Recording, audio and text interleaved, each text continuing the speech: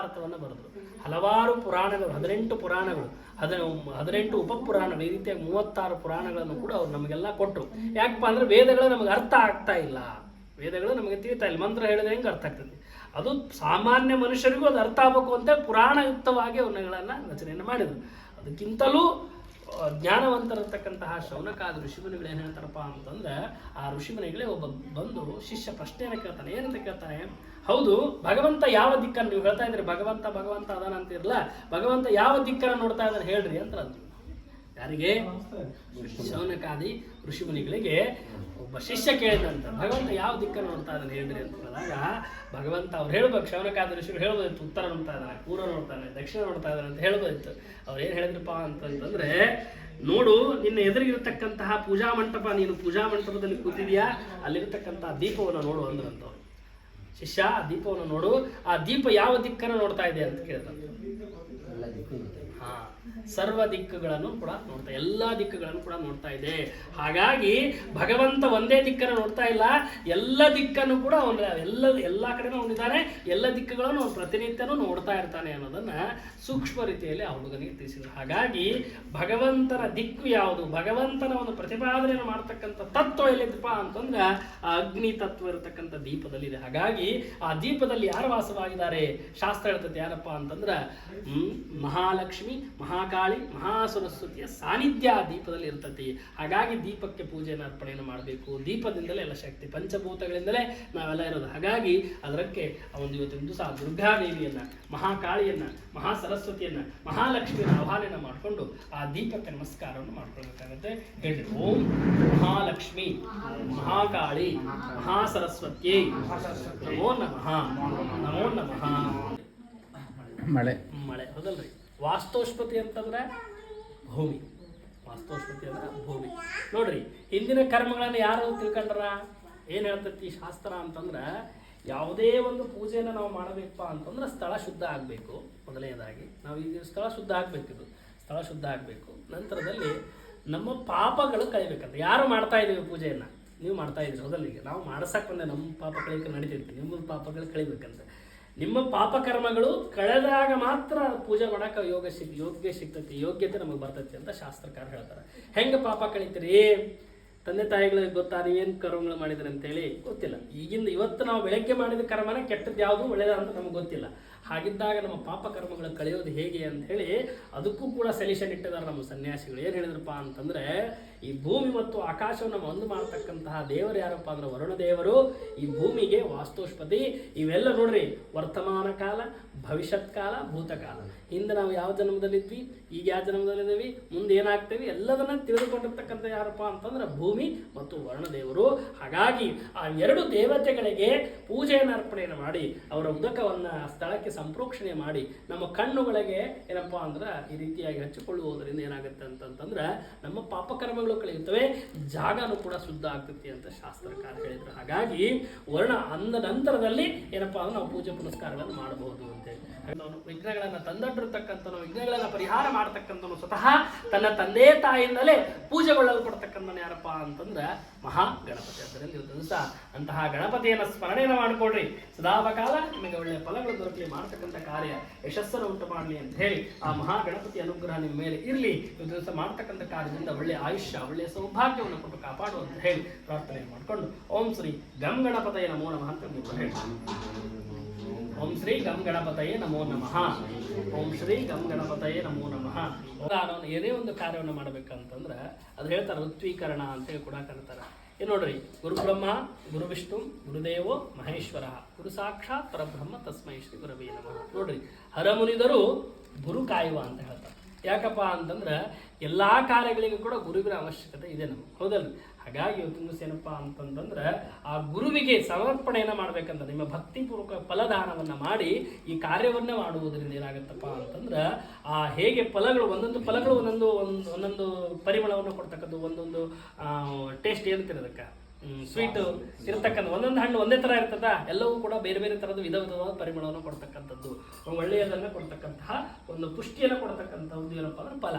ಹಾಗಾಗಿ ಆ ರೀತಿಯಾಗಿರ್ತಕ್ಕಂಥ ಪುಷ್ಟಿ, ಆ ದಾನವನ್ನು ಮಾಡೋದ್ರಿಂದ ಆ ಹಣ್ಣಿನಲ್ಲಿರ್ತಕ್ಕಂಥ ಪುಷ್ಟಿ, ಆ ತಾಂಬೂಲದಲ್ಲಿರ್ತಕ್ಕಂಥ ಪುಷ್ಟಿ ನಮಗೆ ದೊರಕಲಿ ಅನ್ನೋ ಉದ್ದೇಶಾರ್ಥವಾಗಿ ಫಲದಾನವನ್ನು ಮಾಡ್ತಾರೆ. ಹಾಗಾಗಿ ಗುರುಗಳನ್ನು ಸ್ಮರಣೆಯನ್ನು ಮಾಡ್ಕೊಳ್ಬೇಕಾಗತ್ತೆ. ಇವತ್ತು ಸರ್ ಮಾಡ್ತಕ್ಕಂಥ ಈ ಕಾರ್ಯದಲ್ಲಿ ಗುರುವಿನ ಆಶೀರ್ವಾದದಿಂದ ನಾವು ಮಾಡ್ತಕ್ಕಂಥ ಕಾರ್ಯ ಯಶಸ್ಸನ್ನು ಕಾಣಲಿ ಅಂತ ಹೇಳಿ ಓಂ ಶ್ರೀ ಗುರುವೇ ನಮೋ ನಮಃ ಅಂತ ಮೂರ್ತಿ ನ ಕೃತೋ ವಿಶ್ವಕರ್ಮ, ವಿಶ್ವಕರ್ಮನಿಂದ ನಿರ್ಮಿತವಾಗಿದ್ದಲ್ಲ ಮೂರ್ತಿ. ಅದು ಕೆತ್ತನೆಯಾಗಿದ್ದಂತಹ ಕಲ್ಲಿನ ಮೂರ್ತಿ ಅಲ್ಲ, ಅದು ಸ್ವತಃ ಭಗವಂತನೇ ಬಂದು ಅಲ್ಲಿ ಸ್ಥಾಪಿತನಾಗಿದ್ದಾನೆ ಅಂತ ಹೇಳಿ ಶಾಸ್ತ್ರಕಾರ ಹೇಳ್ತಾರೆ. ಭಗವಂತನೇ ಬಂದು ಅಲ್ಲಿ ನಿಂತಿದ್ದಾನೆ ಅಂತ ಹೇಳ್ತಾರೆ.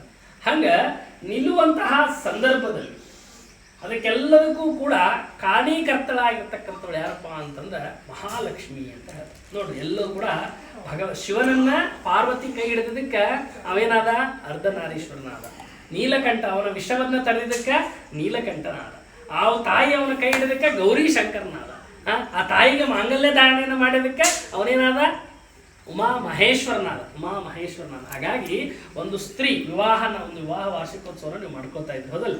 ಹಾಗಾಗಿ ಒಂದು ಸ್ತ್ರೀಯನ್ನ ತಾವೊಂದು ವರ ಒರೆಸಿದಪ್ಪ ಅಂತಂದ್ರೆ ಅವನಿಗೆ ಎಂತೆಲ್ಲ ಪಟ್ಟಗಳು ಬಂದು, ಅಂತಹ ದೇವತೆಗಳಿಗೆ ಕೂಡ ಪಟ್ಟಗಳು ಬಂದು. ಹಾಗಾಗಿ ಪ್ರತಿಯೊಂದು ಕಾರ್ಯದಲ್ಲಿ ಕೂಡ ಅವ್ರೇನು ಹೇಳ್ತಾರೆ ಅಂತಂದ್ರೆ, ಅವರೇನು ಶ್ರೀನಿವಾಸ ಕಲ್ಯಾಣ, ಉಮಾಮಹೇಶ್ವರ ಕಲ್ಯಾಣ ಅಂದ್ರೆ ಗಿರಿಜಾ ಕಲ್ಯಾಣ, ಇವೆಲ್ಲ ಕಲ್ಯಾಣಗಳನ್ನು ಕೇಳಿದಿರಿ. ಅಲ್ಲೇನಾಗುತ್ತೆ, ಮಾಂಗಲ್ಯಂ ತಂತು ನಾನೇನ ಮಮ ಜೀವನ ಹೇತುನ ಕಂಠೇ ಭದ್ರಾಗ ಶುಭಕ್ಕೆ ತಮ್ಮ ಜೀವ ಶರದಾಂಶತಮ್ ಅಂತೇಳಿ ಮಂಗಲಧಾರಣೆ. ನೀವು ಮಂಗಲಧಾರಣೆ ಮಾಡಿರ್ತೀವಿ ಹೌದಲ್ಲ. ಮಂಗಲಧಾರಣೆ ಅದನ್ನ ಆ ಶಿವ ಹೆಂಗ ಅವರಿಬ್ರು ದಂಪತಿಗಳು ಹೆಂಗೆ ಬಂದು ನಾವೇನು ಹೇಳ್ಕೊತೀವಿ, ಮಮ ಜೀವನ ಅಂತ. ಮಮ ಅಂದ್ರೆ ನಮ್ಮ ಜೀವನ ಶುಭವಾಗಿ, ನಮ್ಮ ಜೀವನಕ್ಕೆ ಆಶೀರ್ವಾದ, ದೇವರ ಆಶೀರ್ವಾದ ಇರಲಿ ಅಂತ ನಾವು ತಾಯಿಯನ್ನು ಕರ್ತೇವೆ. ಆದ್ರೆ ಅವರು ಯಾವ ರೀತಿಯಾಗಿ ಮಂಗಲಧಾರಣೆಯನ್ನು ಮಾಡಿಸ್ಕೊಂಡಾಳ ಅಂತಂದ್ರೆ, ಜಗಜ್ಜೀವನ ಹೇತುನ, ಜಗತ್ತಿಗೆ ಎಲ್ಲ ಜಗತ್ತಿರತಕ್ಕಂಥ ಎಲ್ಲ ಜೀವಿಗಳಿಗೆ ಶುಭವಾಗಲಿ ಅಂತ ಹೇಳಿ ಅವರು ಮಂಗಲಧಾರಣೆ ಮಾಡಿದ್ರು. ಹಾಗಾಗಿ ಇವತ್ತಿನ ದಿವಸ ಅಂತಹ ಜಗತ್ತಿಗೆ ಕರ್ತೃಗಳಾಗಿರ್ತಕ್ಕಂತಹ ಮಹಾಲಕ್ಷ್ಮಿಯನ್ನ ಪಾಲನೆ ಪೋಷಣೆಯನ್ನು ಮಾಡತಕ್ಕಂಥವ್ರು ಹೌದಲ್ರಿ. ಆ ಮಹಾಲಕ್ಷ್ಮಿಯ ಸ್ವರೂಪವೇ ಏನು ಹೇಳ್ತಾರೆ, ಒಂದೊಂದು ವರ್ಷಕ್ಕೆ ಒಂದೊಂದು ಶಾಂತಿ ಅಂತ ಇದೆ. 1ನೇ ವರ್ಷದಲ್ಲಿ ಏನು ಶಾಂತಿ ಮಾಡಬೇಕು, 2ನೇ ವರ್ಷದಲ್ಲಿ ಏನು ಶಾಂತಿ ಮಾಡಬೇಕು ಅಂತೇಳಿ ಈ ರೀತಿಯಾಗಿ ಹಲವಾರು ವರ್ಷಗಳ ಸುಮಾರು 108 ಈ ವರ್ಷಗಳವರು ಕೂಡ ಅಲ್ಲಿ ಏನೇನು ಮಾಡಬೇಕು ಅಂತೇಳಿ ಶಾಂತಿ ಕರ್ಮಗಳು. ಹಾಗೆ 50ನೇ ವರ್ಷದಲ್ಲಿ ಯಾವ ರೀತಿಯಾದಂಥ ಶಾಂತಿಯನ್ನು ದಂಪತಿಗಳು ಮಾಡಿಸ್ಕೊಂಡ್ರೆ ಅವರಿಗೆ ಶುಭ ಆಗ್ತೈತಿ ಅಂತಂದ್ರೆ ಅದು ವೈಷ್ಣವಿ ಶಾಂತಿ ಅಂತ ಹೇಳಿ. ನಂತರದಲ್ಲಿ ಷಷ್ಠಾಬ್ದಿ, ಭೀಮರಥ, ಉಗ್ರರಥ, ಸಹಸ್ರಚಂದ್ರ ದರ್ಶನ ಹಿಂಗೆಲ್ಲ ಮಾಡ್ಕೊತ ಹೋಗ್ತಾರೆ ಈ ರೀತಿಯಾಗಿ. ಹಾಗಾಗಿ ಇವತ್ತಿನ ದಿವಸ ನೀವು ಸಂಪೂರ್ಣವಾಗಿರ್ತಕ್ಕಂತಹ 50 ವರ್ಷವನ್ನ 50 ವರ್ಷದ 25 ನಿಮ್ದು ನಿಮ್ಗೆ ಎಷ್ಟು ವಯಸ್ಸು? ನನಗೆ 50 ವರ್ಷ. ಶಿವ ಮದುಂದೆಯ ಸಪ್ರೇಟ್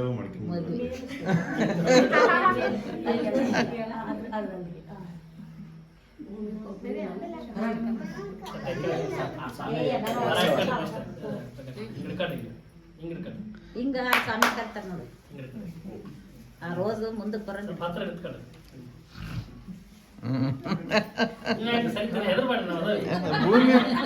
ಭೂಮಿನೆಲ್ಲ ಇವತ್ತು ಕಾಲೇಜ್ ಹೋದ್ಲ.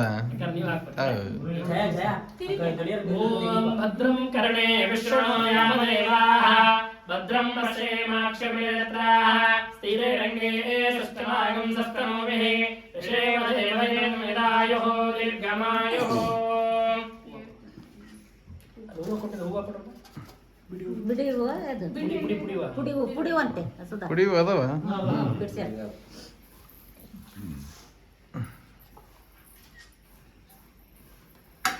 ಓಂ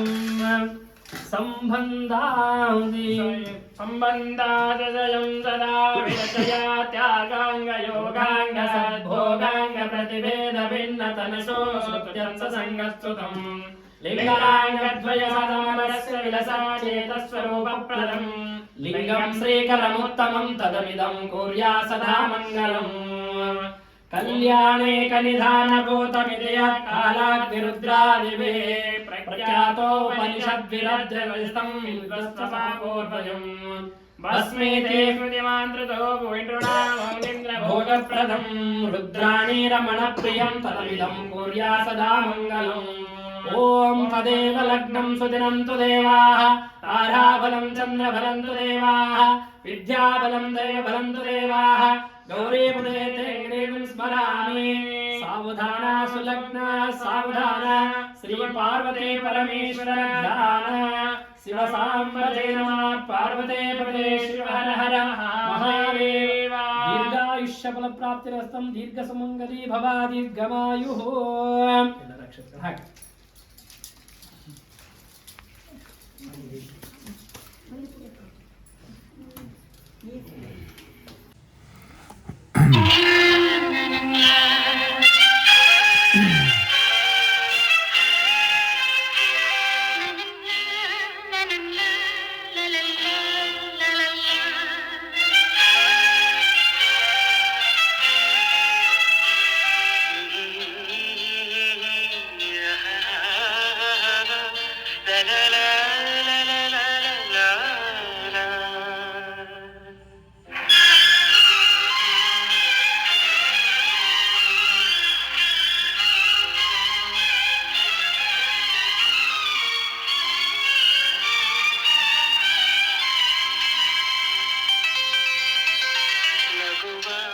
ನಯನ ಮಧುರ ಮೌನ ಮಿಡಿವ ಹೃದಯ ಹಿರಿಮಾ